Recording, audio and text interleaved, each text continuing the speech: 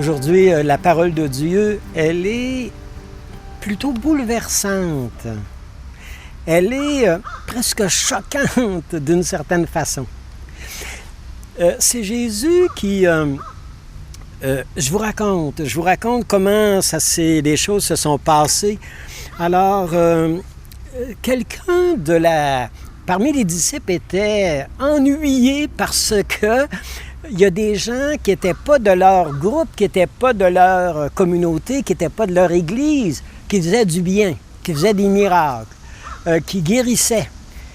Et les gens voulaient les empêcher. Et Jésus dit, mais non, la grâce peut travailler chez des gens qui ne sont pas de la même religion que nous, qui n'ont pas la même pensée que nous. Il faut que j'aille chercher la richesse, le don qui dort dans le cœur de chacun pour les mettre au service de la communauté. Et Jésus leur dit, n'empêchez pas celui qui fait un miracle. Et un peu plus tard, il dit, celui qui entraînera la chute d'un de ces petits qui croient en moi, mieux vaut qu'on lui suspende une meule de moulin au cou, les meules que tournent les ânes, et qu'on le précipite à la mer. Si ta main t'entraîne au péché, coupe-la. Si ton pied t'entraîne au péché, arrache-le. Si ton œil t'entraîne au péché, bien, oui, arrache-le. Il vaut mieux entrer borgne ou boiteux dans le royaume que de rester sur le bord du royaume. Vous savez, aujourd'hui, il y a une violence dans Jésus. L'amour suppose une certaine violence. Vous savez, l'amour, aimer quelqu'un parfois, c'est pour entrer dans le royaume de l'amour, dans le royaume qui nous habite, dans notre royaume intérieur.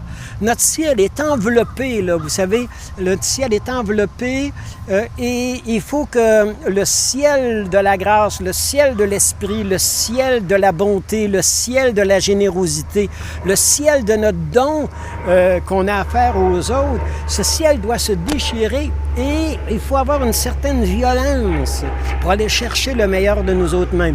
Vous savez, pardonner à quelqu'un qui vous a profondément blessé, qui vous a fait perdre votre réputation, pardonner de cette façon-là, il faut avoir une certaine violence.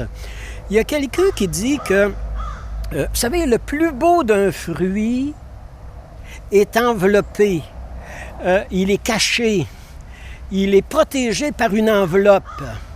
Et cette enveloppe, on doit la briser, on doit l'ouvrir quand on veut aller au cœur du fruit, à la saveur du fruit.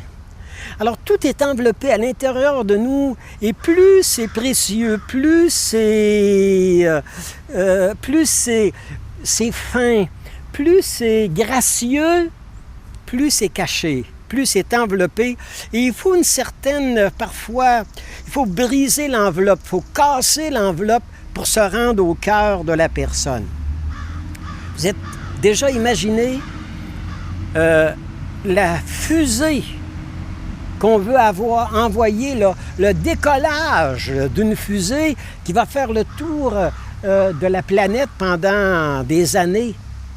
Ce que ça suppose de carburant, ce que ça suppose d'énergie pour faire le décollage, pour projeter la fusée en plein ciel. Vous imaginez comment faire face à cette force d'inertie qui la tient collée à la terre.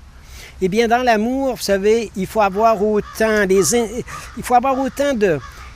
il y a des exigences dans l'amour, il y a des dépassements dans l'amour. Vous savez, l'amour, ça nous demande de nous dépasser, d'aller plus loin, d'aller pardonner aux ennemis, faire du bien à ceux qui nous ont fait du mal, tendre la joue à ceux qui nous ont frappés. Alors, c'est vraiment les ingénieurs de la NASA racontent, ils nous disent que pour décoller la fusée de Terre, ça prend autant d'énergie qu'après ça, pour une dizaine de tours que la fusée va faire autour de la Terre. Alors, vous voyez un peu, il y a une force d'inertie. Oh, ça me demande trop. Oh, j'y arriverai pas. Oh, je pourrai jamais pardonner à ceux qui m'ont fait ça. Alors, il y a une certaine paralysie qui nous est donnée. Et aujourd'hui, Jésus nous dit, vous savez, au sujet, il y a une parole très, très bouleversante qui dit, si vous entraînez l'enfant à la chute, si vous y mettez les bois dans les roues, vous blessez l'enfant à l'intérieur de vous autres. C'est comme si le Seigneur disait, n'empêchez pas l'enfant qui est à l'intérieur de vous autres de vivre. N'empêchez pas le pardon de se donner. N'empêchez pas la vie éternelle de faire son chemin à l'intérieur de vous autres. Alors, le Seigneur nous invite aujourd'hui à un certain dépassement.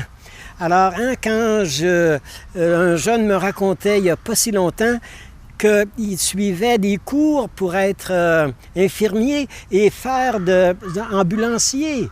Et on lui avait donné un cours sur les massages cardiaques pour réveiller la vie, pour remettre le cœur en marche. Et il racontait que le premier massage cardiaque qu'il a eu à faire, c'est avec son propre père qui avait fait un infarctus. Et il dit, j'ai mis une violence, mais une sorte d'énergie que je ne croyais pas avoir. C'était mon père, je voulais sauver mon père, je voulais la vie pour mon père, je voulais le meilleur. Alors je ne pouvais pas ne pas donner toute la force qui était à l'intérieur de moi. Alors, vous savez, quand une mère raconte qu'un jour, elle a vu son fils au 5e étage dans une maison en feu et qui était intoxiqué, elle raconte comment elle l'a pris de force dans son lit et qu'elle l'a tiré. Il y a une violence dans l'amour. Quand Jésus parlait aux pharisiens qui leur disait « Non, non, non, non, vous êtes vous êtes des sépulcres blanchis », il les secouait parce qu'il savait qu'il était meilleur que ce qu'il pensait.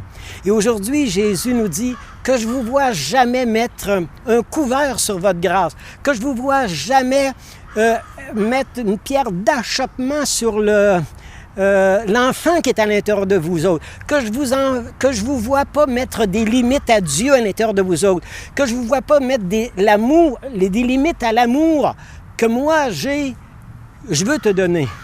Alors aujourd'hui, on demande au Seigneur, là, vraiment, avec cet évangile, de nous donner une nouvelle grâce, un nouvel élan, un nouveau dynamisme, un dépassement dans nos amours, et que personne ne nous rencontre sans être un peu meilleur et un peu plus heureux, et que personne ne nous croise en chemin sans avoir le goût de l'amour, le goût de la paix, le goût de la joie, le goût du bonheur.